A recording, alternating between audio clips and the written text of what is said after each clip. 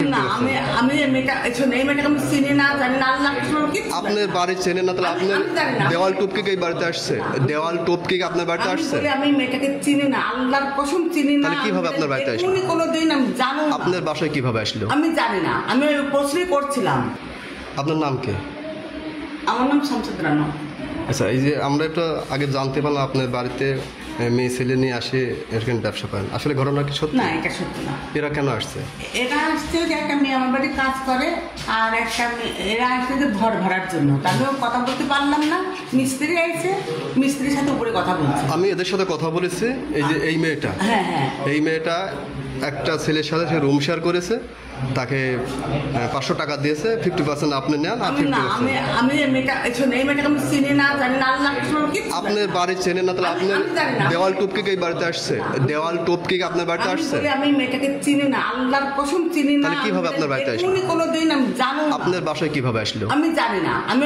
প্রশ্নই করছিলাম এই যে তিনজন লোক ওই মহিলার ফোন আসলো ফোন আসার পরে আমার বলতে আমি একটু কথা বলি আমি ঠিক আছে কথা বলো তা আমি ওর ওখানে বসে আছি আর ওরা কথা বলে পরে মুন্নি আসলো মুন্নির আসলে পরে মুন্নি বলতে এই বাড়িটা কার হ্যাঁ বাড়িটা কার আর এই বাড়িতে তো চারিদিক দেওয়াল দিয়ে আছে পাঁচিল আছে এবং গেট দিয়ে আছে তাহলে আপনার পারমিশন ছাড়া থেকে ঢুকতে পারেন না না না আমি ইসলাম আমরা দীর্ঘদিন আসছেন আপনারা জানেন গত 1 বছর আগে থেকে আমরা একটা ইনফরমেশন আছে আপনার বাড়িতে এই ধরনের আপনি নিজে কাজ করান আজকে যে 3টে মেয়ে বা আরো কয়েকটা ছেলে ছিল যারা চলে গেছে তাহলে ওই মেয়েটা কি করতে আসছে এই মেয়ের সাথে কথা চলুন মেয়ের কাছে যাই আপনি এখানে কেন আপনি কেন আসছেন এখানে এখানে কি করছেন এখানে এসে কথা বলেন কেন আসছেন এখানে বলেন কি কাজ দেওয়া বলে কি কাজ দেওয়া বলে আপনি একটু আগে কি বললেন সেটা একটু বলেন কয় টাকায় ছিল ইনি কয় টাকা দেয় উনি কয় টাকা নেয় আজকে প্রথম না আগে আসছেন আরো দুজনে কি করতে আসছে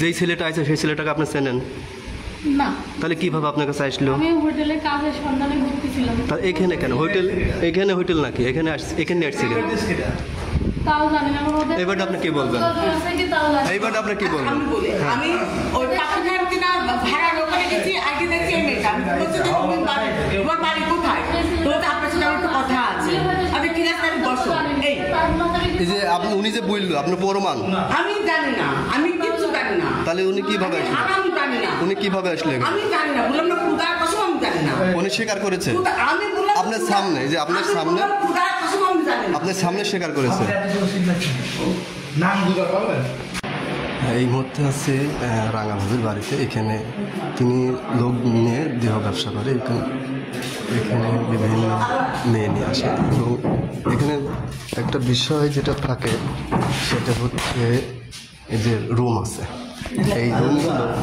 এই রুমগুলো এই যে এই মেয়েগুলো আছে এই যে একটা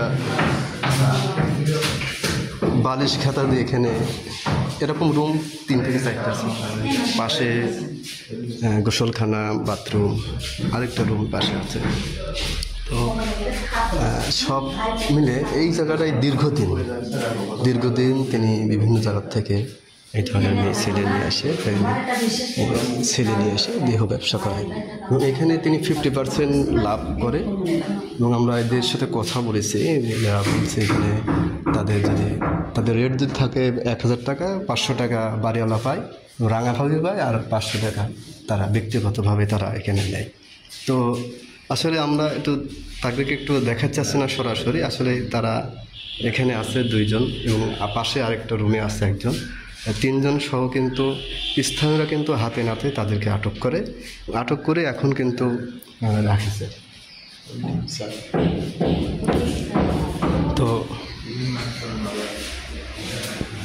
পাশে এই যে আরেকটা রুম আছে যে রুমে একজন এখনও বসে আছে এখানে তো এরাই আপনি এখানে কতদিন থেকে আসেন আপনি কত টাকা নিয়েছেন আজকে 300 টাকা কয়জন আসছিল আজকে আপনার নাম কি সুমি আপনার বাসা এই বারেলা কয় টাকা নেয় আপনার কাছ থেকে? তাও জানি বলতে পারলাম না, আমি জানি না আজকে প্রথম আইসে কি কিনবে না তাও জানি না। আপনার আগে অন্য জায়গায় গিয়েছেন? না, তো প্রথমে এসে আপনি 300 টাকা কীভাবে নিচ্ছেন? আমাকে একজনও নিয়ে আসে, কে নিয়ে আনছে আপনাকে? চিনি না তারপর। আপনি চেনেন না, আপনি পাশে চলে আসলেন? আমি রাস্তায় হোটেলে কাজের জন্য কাজ খুঁজে বেড়াচ্ছি। আপনার বাসা কোথায়? কে নিয়ে আনছে? তাকে চেনেন? কাজ দেবো বলে নিয়ে আসি। কি কাজ বলে নিয়ে আনছে? বাসায় কাজ দেবো, এই কাজের জন্য নিয়ে আনছে আপনাকে? তাকে কয় টাকা দিতে হবে? তাও জানি না। আপনি বাসায় তো কাজ আপনি 300 টাকা পাচ্ছেন, টাকা কোথায়? 300 টাকা পেয়েছেন, সেই টাকা কোথায়?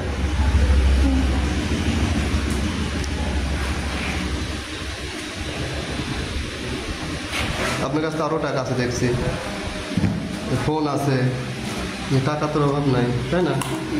আপনার তো এত অভাব নাই তো। 300 টাকা দিয়েছি। 300 টাকা আসছিল, তার বাড়ি কোথায়?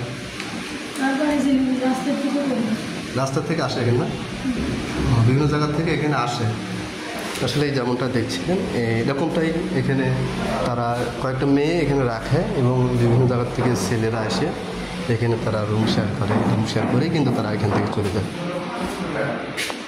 হ্যাঁ,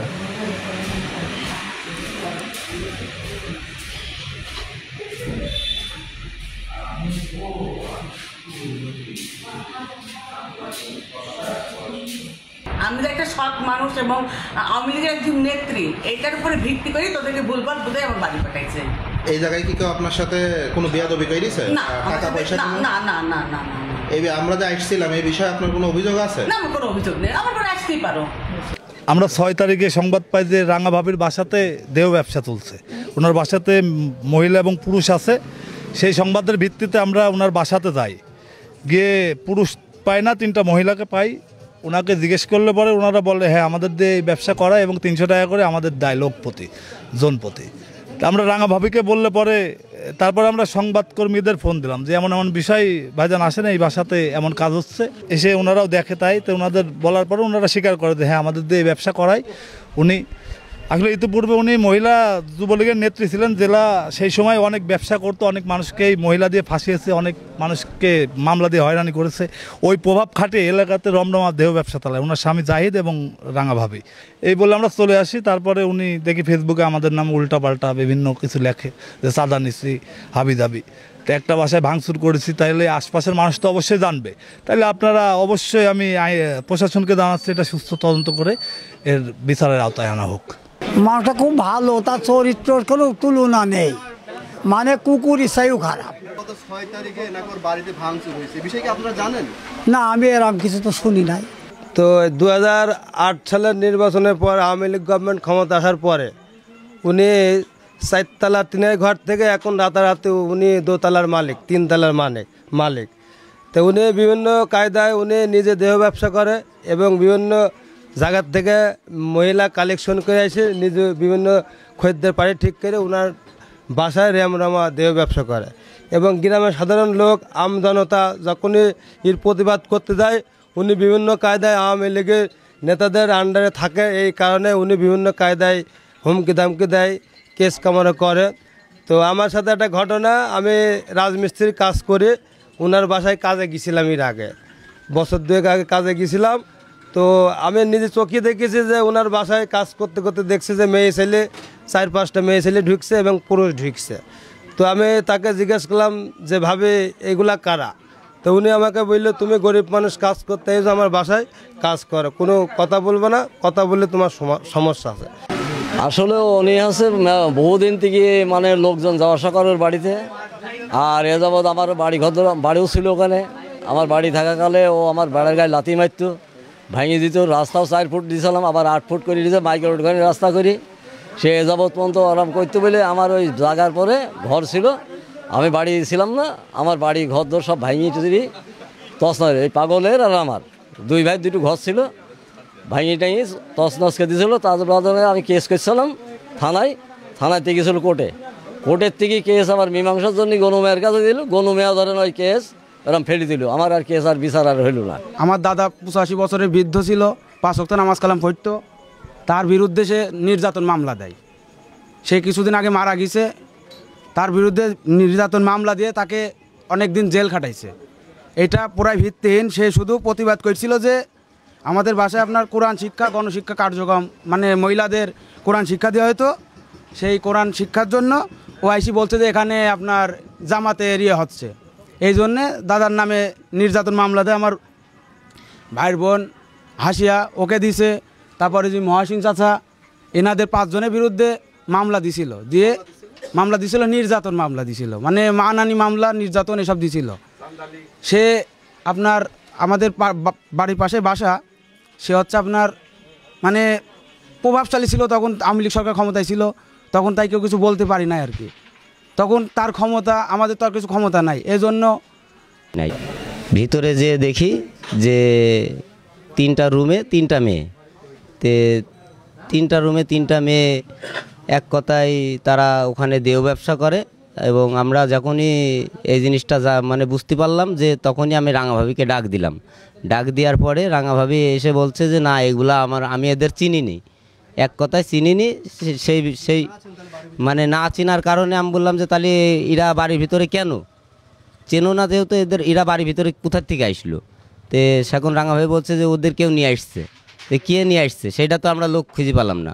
তো তখন রাঙাভাবির সাথে এক কথায় মানে জিজ্ঞেস করলাম, ওই রাঙাভাবির পাশে দাঁড়িয়ে থাকি, যে ওদেরকে জিজ্ঞেস করলাম যে তোমাদের এখানে কি করতে আসছো তোমরা।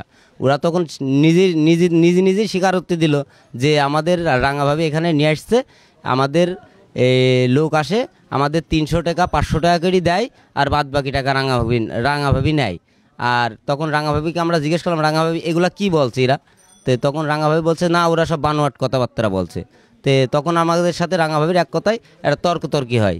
তো এই তর্কতর্কির ক্ষেত্রে রাঙাভাবি আমাদের বিশাল একটা হুমকি দেয় যে তোমাদের দেখি নেবো, তোমরা এই বিষয় নিয়ে কেন তোমরা আমার বাড়ির ভিতরে আসছো, কেন আসিছো, এইভাবে আমাদের বিশ্রী ভাষায় গালাগালি করে। এবং আমরা যখন চড়া হই তখন রাঙাভাবি আস্তে আস্তে নর্মালের দিকে আসে।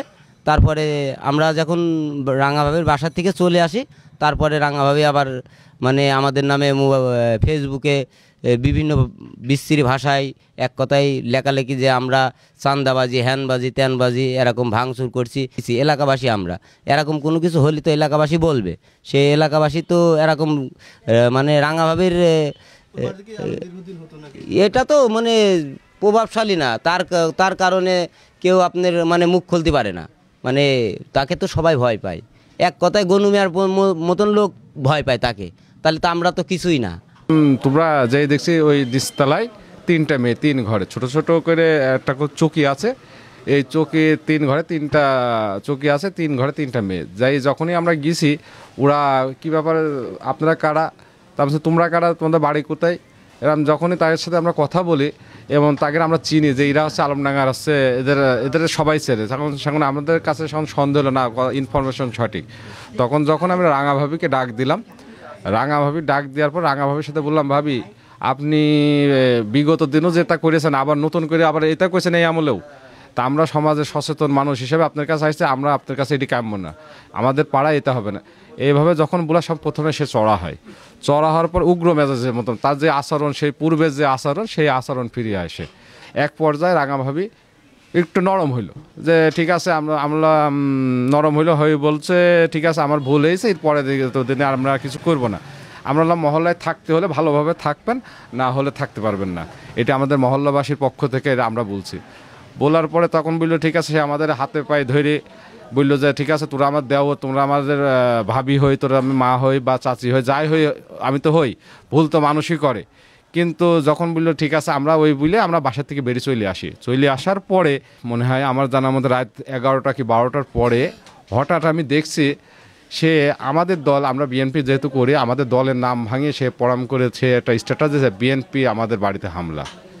এটা একটা দলের নামে সে এত বড় একটা কথা বললো যে আমরা বিএনপি করি বলে আমরা তার বাড়িতে হামলা ছিল, যা এলাকার বাসী কেউই জানে না। একটা দিনও মানে যেখানে পাশে আছে মোড়, ওই পাশে সাতাল মোড়, এই পাশে মিনি মোড়, এখানে সবসময় 100-150 লোক থাকে, তার বাড়িতে আমরা হামলা করছি, তার বাড়িতে ভাঙচুর করছি, আশপাশের কেউ জানলো না, সেই শুধু জানলো যে আমরা হামলা করছি। এই এত বড় মোড়ের ভিতরে একটা লোক জানে না যে তার বাড়ি কী হয়েছে। তো হঠাৎ দেখছে আমাদের বিএনপির নামে সে আছে অকথ্য ভাষায় সে আছে লেখালেখি করছে। আসলে সে সারা জীবন আওয়ামী লীগ করে আসা, এই প্রভাব এখনও আমাদের ভিতরে সে আসতে চাচ্ছে যে বিএনপি এটা করছে, বিএনপিকে দোষ দিতে চাচ্ছে, মানে তাকে সে আছে আওয়ামী লীগের ইন্ধনদাতা হয়েছে। এই ইন্ধনদাতার কারণে আমরা তার কাছে যখন আমরা এই বিষয়টা যখন করতে গেলাম বলছে তো আমাদের দেখে নেবো, তুই বিএনপি করিস তাই কি, তোকে আমি দেখে নেবো। আমাকে এইভাবে হুমকি দিতে থাকে। দেওয়ার পরে জানতে পারি যে সে আমাদের নামে মামলা, ওই সেনাবাহিনী অমুক তমুক সব জায়গায় সে যাবে। আমাকে ফোন দিয়ে বলছে, আমাকে ফোন দিয়ে বলছে এই আমার সোনার গয়না কয়টা নিয়ে গেলি নি, ওকে দিয়ে যাই বল। তা আমি বললাম আপনার সোনার গয়না কী নিয়ে গেছে? বলছে তোরা নিয়ে গেছিস। আমি বলছি আপনি আবল তাবল কথা, আপনার যা ইচ্ছা তাই করেন, এই সব বিষয়ে আপনি ফালতু কথা বলছেন কেন? এইভাবে আমাকে ফোনে হুমকি দেয়। হুমকি দেওয়ার পরে আমি যখন দেখি যে ইনি এ জায়গায় ও জায়গায় সব জায়গায় বুলি বেড়াচ্ছে যে আমার বাড়িতে বিএনপি হামলা করেছে, এখানে সে দলকে সে আছে একটা আছে মানুষের কাছে খারাপ দৃষ্টিতে দেখানোর চেষ্টা করছে।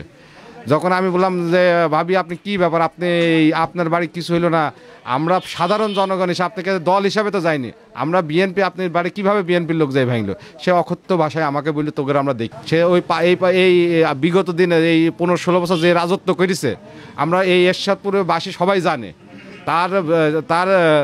তার এই এরশাদপুরে কমপক্ষে 100 জন লোক হতে পারে আমার জানা মতে, তার বেশিও হতে পারে তার ভুক্তভোগী সবাই তার আছে।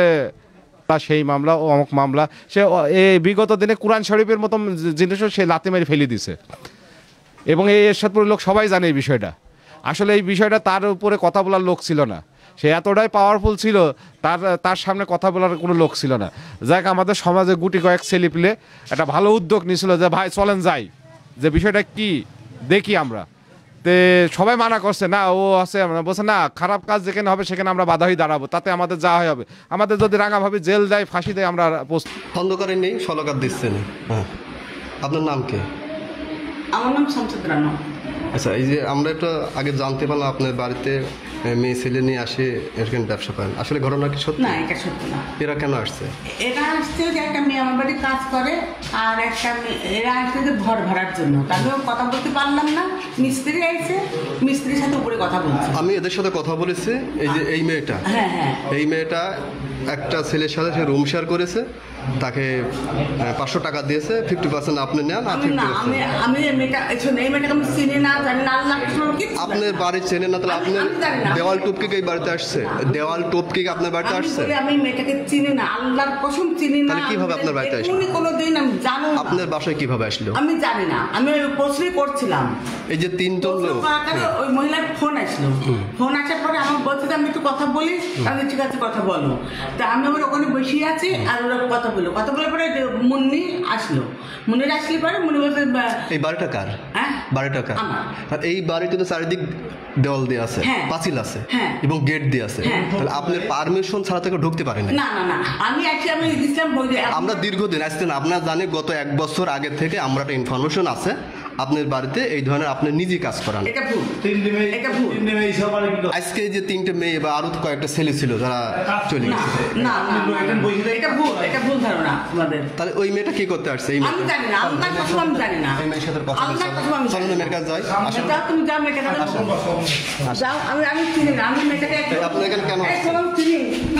আপনি কেন আসছেন এখানে? আমি একজন বাসার কাজ দিয়ে বলে আমার এখানে নিয়ে এসে। এখানে কি করছেন? এখানে এসে কথা বলেন, কেন আসছেন এখানে বলেন? আমার কাজ দেওয়া বলে এখানে। কি কাজ দেওয়া বলে? কি কাজ দেওয়া বলে? আপনি একটু আগে কি বললেন সেটা একটু বলেন। বাসার কাজ দেওয়া বলে দুজনা নিয়ে আসছিল, নিয়ে একজনা ছিল না, একজন আমার কাছে ছিল। কয় টাকায় ছিল? 300 টাকায়। ইনি কয় টাকা দেয়? ইনি কয় টাকা নেয়? আজকে প্রথম না আগে আসছেন? আরো 2 জনা কি করতে আসছে? ওরা দুজন তাও জানেন। যেই ছেলেটা আছে সেই ছেলেটাকে আপনি চেনেন না? তাহলে কিভাবে আপনার কাছে আসলো? আমি হোটেলে কাজের সন্ধানে ঘুরতেছিলাম। তাহলে এখানে কেন? এখানে হোটেল নাকি? এখানে আসছিলেন? তাও জানি না। এবার আপনি কি বলবেন? এইবার আপনি কি বলবেন? আমি ওই পাখিঘাট কিনা ভাড়ার ওখানে গেছি, আগে দেখছি এই মেয়েটা বলছে যে তোমার বাড়ি কোথায়? তো আপনার সাথে আমার একটু কথা আছে। আমি ঠিক আছে, আমি বসো। এই যে আপনি উনি যে বললো আপনি প্রমাণ? আমি জানি না, আমি কিছু জানি না। তাহলে উনি কিভাবে আসলেন? আমি জানি না। উনি কিভাবে আসলেন? আমি জানি না, বললাম না খুদার কসম আমি জানি না। উনি স্বীকার করেছে আমি বললাম আপনার সামনে, যে আপনার সামনে, খুদার কসম আমি জানি না। আপনার সামনে স্বীকার করেছে।